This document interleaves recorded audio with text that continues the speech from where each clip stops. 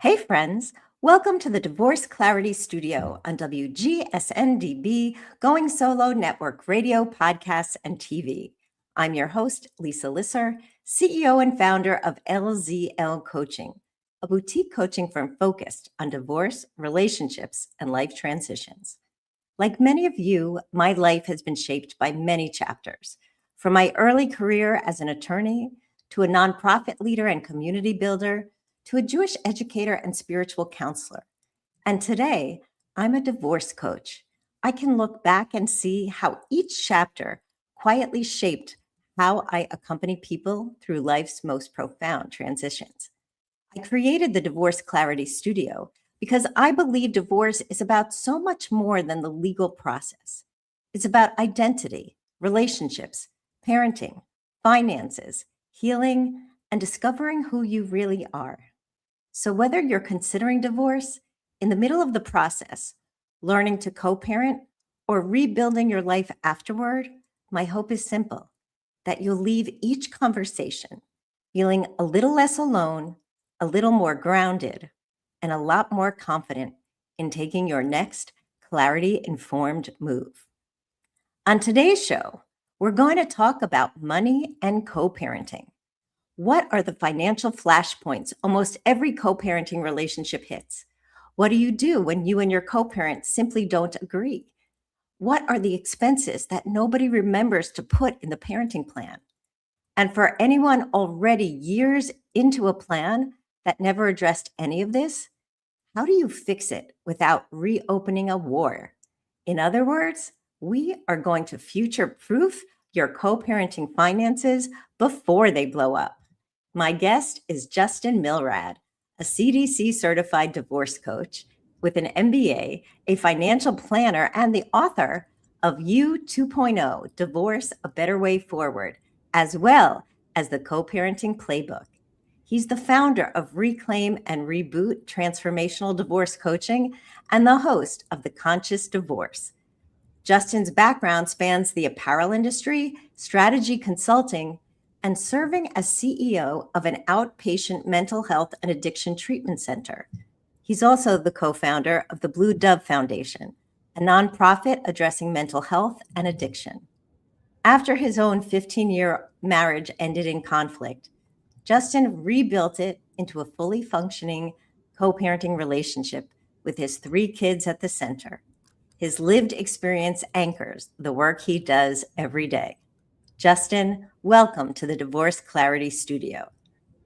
Hi, Lisa. It's so great to be here. And I absolutely loved your introduction. Everything you talked about the complexities and the different parts of divorce. When you really think about that in its entirety, there's a lot, but there's a lot of amazing coordination that can be done to do it well. Yeah, absolutely. And your background in the mental health and addiction space may not necessarily seem like it segues right here, but I believe it actually does, because mental health and divorce are dysregulating moments, and how to walk through that in a strategic, step-by-step way is something that we do when we're helping recovering addicts walk through their recovery. So you have something to I say? Yeah, listen, you're right on about that. We grow up with life experiences. We have traumas when we're younger. We have traumas throughout life, and clearly, in a marriage that ended in divorce, there were traumas there as well. So I think understanding the interconnectivity of the mind, body, spirit, and soul is really, really important. And when we do that introspective work, we have a better understanding of why we act or react the way that we do. So you can't think about divorce without thinking about mental health and mental wellness, and really digging deep, not just in who you are, but who your former spouse was and what kind of made them a certain way. That way you truly understand how to navigate, and exist together. Yeah, absolutely. And what I would like so much about that answer is that you're talking about the social, emotional, mental health, spiritual, soul space at the same time as we're going to be walking through financial strategies. So this is where the human intersects with the concrete practical. And that's really a lot of, sometimes these spaces crash into each other and don't connect, but we want to seamlessly blend them so that our audience can learn how to take strategy and let it impact their soul, and how they can take their soul and let it impact their strategy. So let's jump right in. Let's Today's do it. today's conversation will focus on how financial decisions that you didn't anticipate can derail an otherwise peaceful co-parenting scenario. So, picture this. A parent is staring at a text message about a $4,000 orthodontia bill. 3 years after the divorce, no plan for who pays. She doesn't resolve it yet, but she names the theme. Money doesn't stop being a co-parenting issue when the ink dries. It just goes underground until it resurfaces in a conflict, usually at the worst possible moment. So, Justin, you work with co-parents every day. Why does money keep coming up as the thing that breaks an otherwise functional co-parenting relationship? That's a great question. And I think when a couple is going through the divorce process, there's a lot of focus really on the division of assets. And that's, what are you going to get? What am I going to get? What's our life going to look like? And then when it comes to the kids, often, when it's decided in advance, we're going to do 50-50, and we talk about parenting schedules and stuff, the attorneys and the mediators don't really get into the deep work of money. And they, depending on how the agreements are crafted, they're very ambiguous. Like, we'll figure out, the cost of a wedding or the cost of university or a car at the time of, which really doesn't work. And the part that's really frustrating and difficult about the things that aren't decided, are the big expenses. So $4,000 is a big expense. And so is $250,000 per kid to go to a private university, or $35,000 for a car. And these are things that can be solved and resolved, or at least discussed about, and caps put in, and some sort of mechanism. But often they're not put into these agreements. And I have many clients come to me post-divorce where their co-parenting relationship is going bad and it's souring because of the discussion about money. And I just want to be clear, it's not just about the money, although the topic of money, you tense up over money in general, but often it's unresolved feelings from the marriage. If there was infidelity, or there was, verbal abuse, or some other type of abuse, or maybe, one partner never expected to be put in a certain situation, and there's bitterness and anger and all that. The who won and I want to keep winning, or they did this to me and therefore I'm going to do this back to them, happens. And it's really complicated. And I think the easiest way to resolve these things are, number one, make sure that you have a very thorough, well thought out parenting plan that discusses splits and also focuses on the ages and stages, as well as a way to resolve these issues if they come up. Because the reality is, your perception of buying your child a car and my perception of buying my child a car may be very different. You may be thinking, oh, I'm going to buy them a new, Ford Bronco for $50,000. And my thought might be, I think a 6-year-old Honda Accord for $12,000 is the right move. And, neither of us are right or wrong, but we have to come up with some sort of compromise. So any sort of work you can do in advance will definitely make it easier and will reduce the chances of these things coming up. Yeah, so I 100% agree.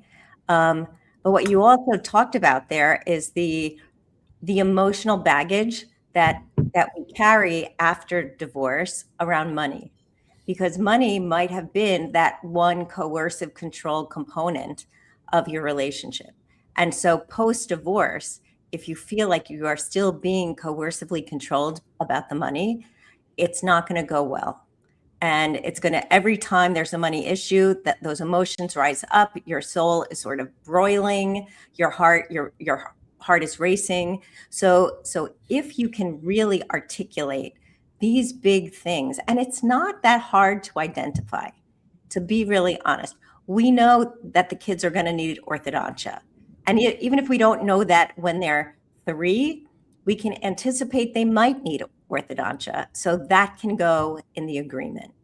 We hope that our kids will go to college. So we can have a plan for that and have maybe a percentage division, maybe have a cap based on the local state university, maybe anything that sort of aligns with your family circumstance. You can anticipate that if you want your children to have what they need in the future, look like what they've had in the past when you were married. So these are the kinds of decisions you can address. And even if all you put in is braces, college, car, and therapy, right? Like these are the things that we know you're going to have. Now you have addressed 4 big items that could be the biggest financial drains on your cash flow in the future. So tell us, how does this unresolved financial conflict actually reach the kids, even when the parents think that they're hiding it?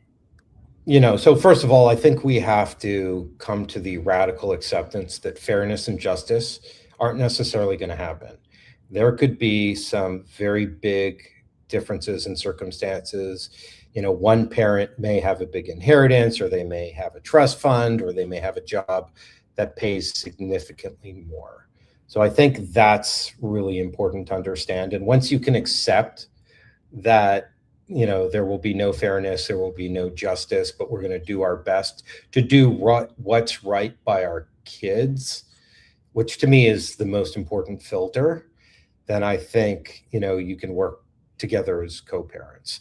And listen, kids pick up on these things. They're very perceptive. So, parents, do not talk about finances in front of your kids. If you're having, a disagreement with your co-parent, take it offline privately. Do not put the other co-parent in a difficult situation. And this happens to me sometimes, and it drives me nuts. And I've had this discussion with my co-parent where it's, so-and-so kid needs, or wants to do this. Well, you're putting me in a really difficult position saying that in front of the kid, because even if I disagree, I'm the bad guy. And that's just not right. And just know that it's reciprocal. You shouldn't be doing that as well.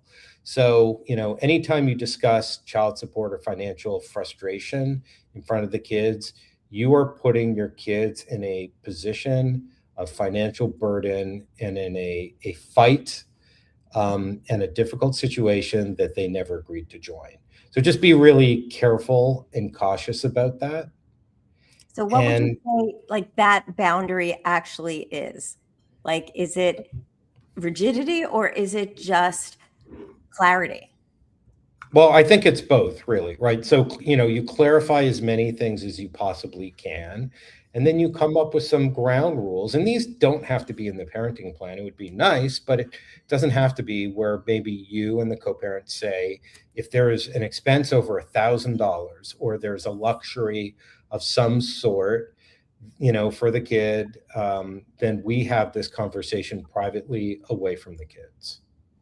Maybe we don't do it in writing, but and you hold that. And if you're put in a position in front of the kids, you can just remind the co-parent and say, we agreed that we're going to talk about this privately. So, I'm going to end the discussion on this topic right here and now, and you and I can talk about it privately. Yeah. And then, I think it's also good to say to your kids, I'm really sorry. I didn't mean for that to happen. Anything financial is really up, to me and your co-parent, or my co-parents, and we're going to resolve that. And I apologize. We will not put you in that situation again. I think having accountability to the kids is really important. One thing that came up when you were talking about the big expenses, sometimes the little expenses can also feel like they're an imposition. Like if one parent gives the child a credit card, maybe the child in college, and then the child goes to CVS and buys toiletries. And then all of a sudden, the other parent months later gets a reconciliation and it has divide 575 from CVS because it's a joint expense. And how do we use language beforehand? Like if parent A gives children a credit card, is that parent A's responsibility, or how do we navigate that? These are things we can actually discuss beforehand. No doubt. So I think communication is really key. If there's something that needs to be purchased that kind of moves between houses, then out of courtesy, just tell the other parent, for example, shoes, right? Yeah. The shoes don't belong in a house. So say, hey, listen, I'm buying so-and-so, they need a new pair of running shoes. The ones we're looking at are $100. Are you okay with that? But if you also come up with budgets, or you have maxes, like you could say, okay, for each kid, you're permitted to spend $300 a year on new shoes. And if that gets exceeded, or there's a special event, then you have that conversation. You don't want to, get notified every time something gets picked up or purchased, because that's just a waste of everyone's time. But come up with some ground rules. And then, when it comes to things like, personal hygiene, cosmetics, all that stuff. Well, I will pay for what my child wants and needs at my house. And, the co-parent will pay for what the child needs and wants in their house. And things are going to go back and forth sometimes. And in some cases, you're going to pay too much. And in other cases, you're going to get the benefit. And I think you just have to trust that it's going to work itself out. But also ask yourself, the question of, if I raise this issue, how is it going to impact my child? Right. And then you have to make the decision: is the juice worth the squeeze? Yeah, that's interesting. Is the juice worth the squeeze? That's a great metaphor that we're going to take a break on. So everyone ponder that. We're going to take 30 seconds for our sponsor, and then we'll be back with Justin Milrad and the money talk you've been avoiding.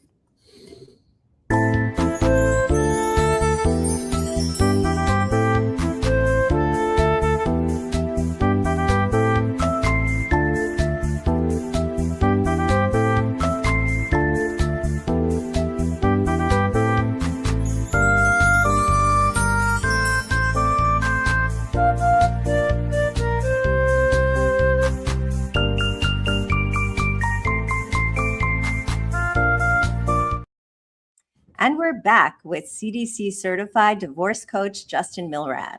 So, Justin, we're talking about money. And in your book, you talk about the financial clarity framework and naming categories before you fight over them. So what does that look like? What do you mean by naming categories? So I think it's really important to identify all the things that you're going to end up purchasing for your kids, and some of the things and some of the things you don't know what the cost is going to be. So for example, a fixed expense, it's something that's predictable and recurring. So you could think, if your kid goes to private school, tuition, and every year expected 3 or 4% increase. Insurance, agreed upon childcare. A variable expense is something that's necessary but fluctuating. So for example, clothing, school supplies, basic needs, the price of gasoline. And then you need to focus on things like the future, long-term costs. So your kids may be 3 and 4 years old. And if you aspire for them to go to college, you got to start thinking about that now. So things like college, any sort of major medical procedures, orthodontics, vehicles, milestone events like bar and bat mitzvahs, quinceañeras, sweet 16s. And, most financial conflict isn't really about the disagreement. It's about clarity and getting on the same page. If I know that every time my child goes to the doctor and the copay is $40 and they have to go to the doctor, I'm not going to fight over that. But, if my former spouse wants to throw a sweet 16, and we agreed to doing that, and she wants to spend $20,000, and I was thinking $800, then we have a real problem. Yeah. And in some cases, if our capabilities or the worth of certain things are different, we can agree to disagree. And I can say, well, I'm willing to pay a maximum of $2,000. And, if she really wants this $20,000 party, she's going to pay the difference. And that's her choice. But I think we need to be reasonable of what a prudent, I call it the prudent principle rule. What would a prudent person, be spending on such an event? And I think one other point that I want to bring up is, if you don't want to be surprised, do your research. Something that happened recently, my daughter turned 16. We agreed on a car. That wasn't a problem. But then when it came time to insure her, insurance for a 16-year-old girl is, we got quotes for $8,000 and $11,000. Well, that's a lot of money. And guess what? It's worse for a boy. So, what we could have and should have done is done the research before we bought the car, because that probably would have made a difference. Yeah. Yeah.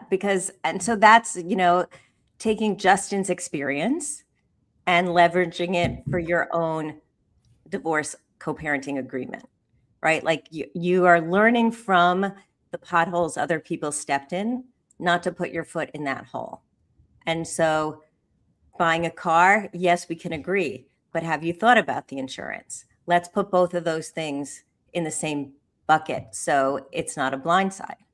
And this is really where you have to think about what needs a joint decision and what one parent can handle. If one parent is insistent on that car and purchases a car, maybe that's the parent that's responsible for the insurance.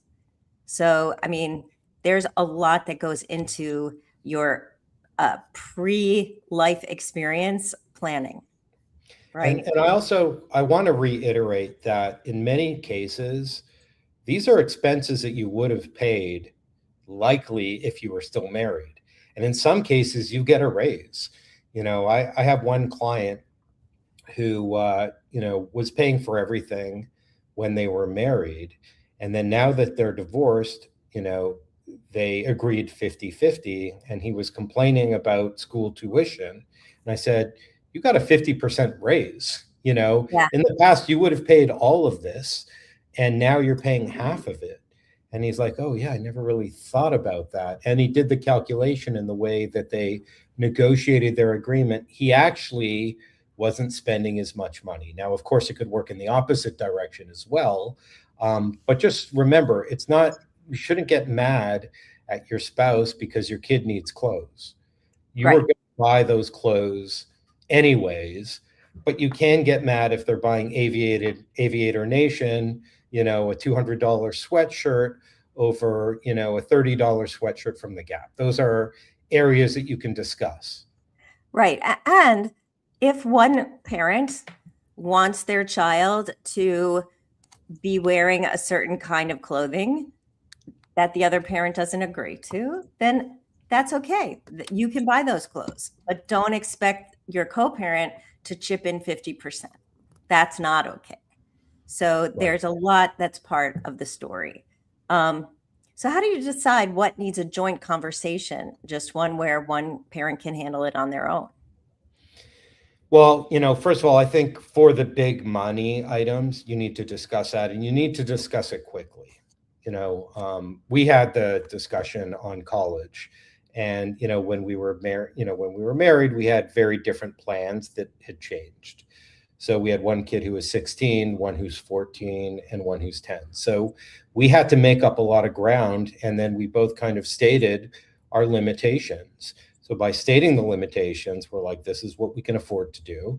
And we're either going to have to apply for financial aid, or, we may have to make a different sort of decision as to maybe this school is no longer, a possibility, and we have to look at something that's more of a state school or something a little less expensive. So these are hard conversations, but they're also reality, because money doesn't just fall from a tree. Many of us, at least in the short term, we're at a fixed income level. And it's really hard to move from $120,000 to $500,000. Like it just doesn't happen, that easily. So these are conversations that you want to have now, and there's things that you can pre-plan. I bought a car last year. I needed a car, and my thought was in 3 or 4 years it would be a car that I would give for my son. So I would say I was kind of pre-planning that. Right. So we know that these money conversations can like escalate into something really challenging that is weighted with all the emotions. So how can we de-escalate a money conversation? Like you mentioned something called BIF and the 48-hour rule. Yeah. So I think many of us are familiar with BIF, with it, which is brief, informative, friendly, and firm. And I think you can state your position. The 48-hour rule is if you have a request and it's not urgent, take 48 hours before before you respond, pause, really think about it, classify it. Does this expense fit a category that you've already agreed on? If it does, you may treat it a little differently. Sometimes you just need to find out some more information. If you still disagree, then it's a negotiation. And, if you can both calmly discuss it and make your points and share relevant information, hopefully you can come up with a resolution. But if you can't, you can escalate it. So in some cases, my clients escalate it to me, and I call in, both parents, and we make a case, and then we have a discussion. And, they can also include a parent coordinator or a mediator, or if it gets really complex, they can bring in a certified financial analyst. And if that still doesn't resolve it, it could be attorneys or it could be court. Now, if you're getting to attorneys or court, that's a real problem. Yeah. Because it should never have to get to that point. And what a lot of people do is the first thing they do is they call their attorney. Well, you're dropping, or you're picking up, nickels, and for dollar bills, and it doesn't make sense. Right. So if you can resolve it on your own, then do it. ChatGPT, believe it or not, is a really good listener. So you can always, put in your predicament and see what it says. But, I'd say start with a divorce coach first. Yeah, no, I obviously I agree with that, because part of what our training is alternate dispute resolution. Like coaching is about moving from positions to interests. Like what is the underlying interest here? What are we trying to accomplish? We want our kids to have continuing education. We want them to go to college. So what does that mean for us? And what do we think our children will gain from college? Have those value-based conversations, and then you can list the items that if we don't agree, then we go to a mediator. Or if we don't agree, first we go to our divorce coach and see if they can help us navigate. Then we go to a mediator. And only if we can't resolve it after mediation do we bring it to court. Or some people just say, stop, we have to mediate it. We don't have another juncture to go to because we're committed to not incurring the costs of litigation, because one motion can be $5,000 on each side. And so 10 grand to avoid a 40 grand expense, you're paying 20% of what the cost is, and you may not even win. So Yep. These are the cost benefit analyses that we want you to think about beforehand, because yeah, go on. Yeah, sorry, I was going to say, and these are things that you can put in your parenting plan, or these are things you can agree and write down on paper and have discussions. And a lot of coaches recommend once a year you get together with your co-parent and you talk about how are things going. And, in addition to how are things going, well, in the next few years, let's plan 1 year, 3 year, 5 years out. Okay, we got to start talking about college. What does that look like? And at least if you have these conversations, there's a great framework there.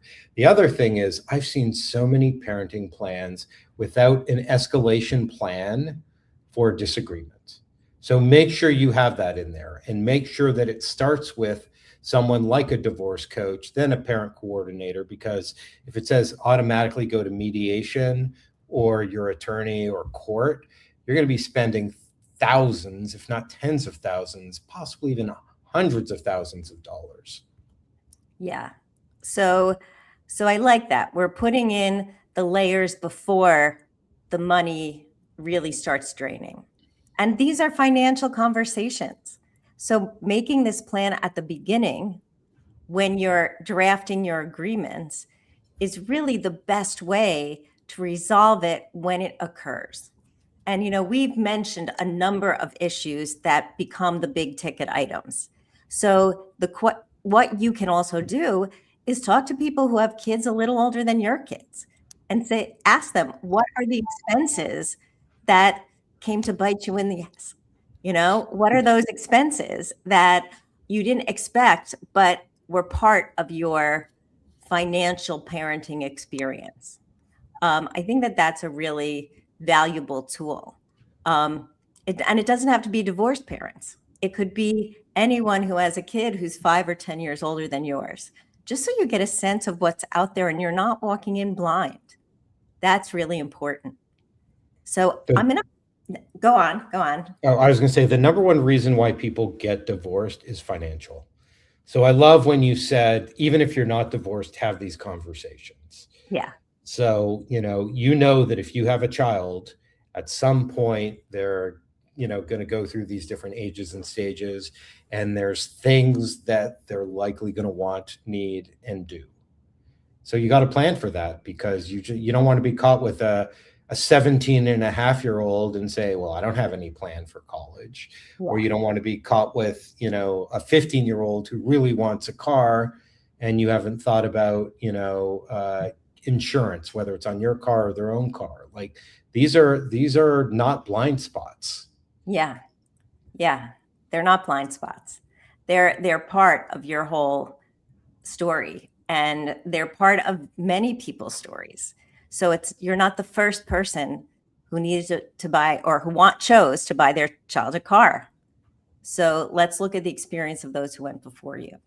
So I want to go into a slightly different topic. We have about 7 minutes left, and talk about beyond the dollars. New partners, remarriage, and relocation. So you've said that this isn't really only about money in the literal sense, but time and relationships have financial weight too. So tell us, what about the new partners, and how does that fit into the financial stressors in a divorce? That's a great one, and I can speak from my own personal experience. I'm about to get remarried. My fiance and I have been dating for 3 years, and she has a child. So I really need to think about the fact that I am now helping provide. We both contribute, but I am now helping to provide for another adult in my household and another child. So when things like that happen, still the money pool is finite. So when your, ex comes to you asking for money, even though the intention may be there, you also know that it may not be as readily available, and that's a hard conversation, and it's a hard place to be in. With that being said, if you're in a position like I am right now, you also got to think, well, I'm adding 2 more, mouths, to feed. So what are you going to do to compensate that? Another thing that people think is, immediately if you get remarried, that child support changes or gets cut off. It doesn't. It's still your duty to continue providing for your child. So a new spouse has no legal financial obligation for the children of the other marriage. Although they may choose to participate, they're not legally, they're not legally obligated to do that. And then, when a remarriage occurs, there's always a emotional and relational landscape. Income disparities between households, can happen. They become more visible, and the kids notice. So it does definitely influence the household. So I think that's really important. Also, you have to consider relocation becomes more of a possibility. And that is never an easy conversation. I'd say, anything that you can do to at least, stay in state or in city is really, really important. But you may change neighborhoods. You may impact the transportation. And, let's say you lived 7 miles apart and now you're going to live 40 miles apart. Well, that's time and money. It's more gas, it's less time working, it's more time traveling, it's more wear and tear on your car. So those are things that you really need to think about. And there's a ripple effect there. So Yeah. it really does, impact your overall expenses and your ability to contribute. But going back to what I call the North Star, do the right thing. Okay. So all right, do the right thing. Tell us, what is the right thing? Do what's right for your kids, Yeah. and also if you see that your former spouse is really struggling, let's say they lost a job or they had a sick parent or they had an accident, and they're on disability. If you have the means and you have the ability to fill a gap for a period of time, Do it. I always say do the right thing. Do the right thing for your kids. Yeah. And those things hopefully are remembered, but at least you can feel like you're doing the right thing. There's no reason to kick someone when they're down. Right. 100. And let's leave it at that because we're getting close to the end. Justin, tell my audience, what is your biggest takeaway that you want them to walk away with? That's a good one. The biggest takeaway is that co-parenting doesn't have to be so hard. We overcomplicate it. Take your kids, make them the number one priority, and focus on the North Star, do the right thing, and then things, will look brighter. And then I'm going to add one more thing. Do as much pre-work as possible and as much forecasting as you possibly can, because it's the situations where things aren't discussed or defined and identified and quantified where the problems happen. Yeah. And So it's not that. yeah, I just want to Sorry. say what that really means is when you are drafting your agreement or your memorandum of understanding, don't include a clause that says, we will decide on college questions when the time arises.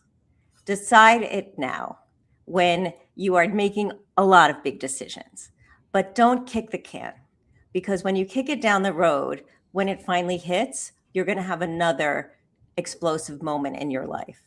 And so don't put those big issues to be decided later. Decide as much as you can up front. And I think we're on the same page with this, Justin. Yeah, and check in every year, and sometimes things need to be modified. My attorney always said to me, in an ideal scenario, put your parenting plan in a drawer and just work with your co-parent and resolve things. You already know the percentages, but just work together and do the right thing. And I know that's not always possible. In a lot of cases, it's not at all possible, but try and create a situation where it becomes more likely. Right. Great. So, Justin, tell my audience how they can find you, how they can work with you, and what things you offer, like the co-parenting playbook. Absolutely. So you can find me at www.reclaimandreboot.me. I offer a 30-minute, no pressure consultation to talk about whatever is on your mind related to divorce. I also wrote 3 books, U 2.0, Divorce a Better Way Forward, U 2.0, the workbook, which helps you with a lot of introspection, and then the co-parenting playbook with Jill Kaufman as well. My background, I worked in mental health. I'm sorry? So for my audience, the co-parenting playbook, the link for that on Amazon is right in the show notes, and it is at the bottom of our screen. So thank you for that. I'm always going to jump in because that's my backup plan. So, to my audience, you can always find me at www.lzlcoaching.com.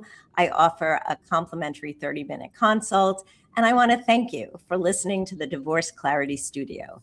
If you like what you've heard, please subscribe, like, and follow us. And if someone you know could benefit from this episode, please share. Remember, you're not alone, and you can walk with a guide on the side.